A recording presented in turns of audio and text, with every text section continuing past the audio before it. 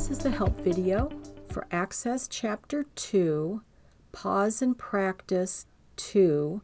We're going to do steps 1 through 6 on this movie. So I have already done steps 1 and 2 because I already have the name and I left this open. So the next thing I need to do is open the equipment table in Design View. So right here on Equipment, I'm going to right click Design View. It's going to open right there in Design View. So now what I want to do is add a field validation rule. And so there's two types of validation that can happen, a field and a record.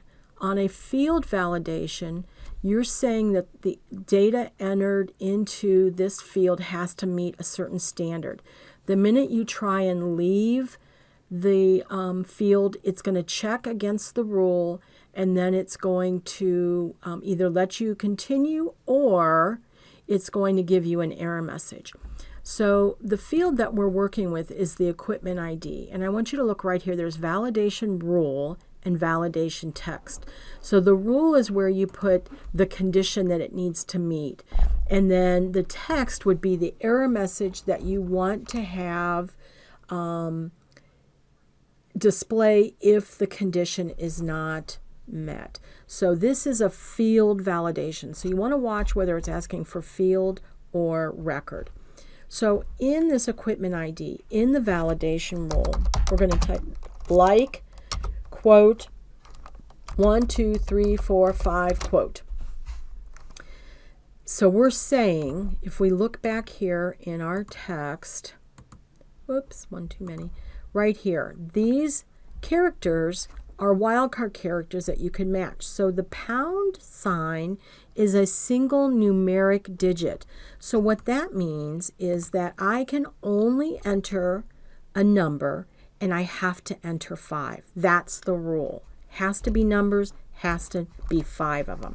If you don't do that, then I want to display this error message. The equipment ID must contain 5 numbers. Okay? So this is setting the condition, and the text is what's going to display as an error. So I'm going to save, and you might get a message that says, hey, you want to check against what's already there, and you can say no. And now I'm going to go over to Design View or Datasheet View and go to my new record. And then I'm going to try and type A1212. That's 5 things, right? But watch what happens when I hit tab. It says, has to be 5 numbers.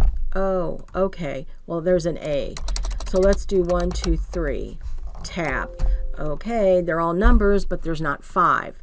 Let's go back. 4, 5. Tap. It lets me go by, right? So I finally met the condition that that field needs, right? So I don't really need this. So I'm just going to hit escape until it's gone away.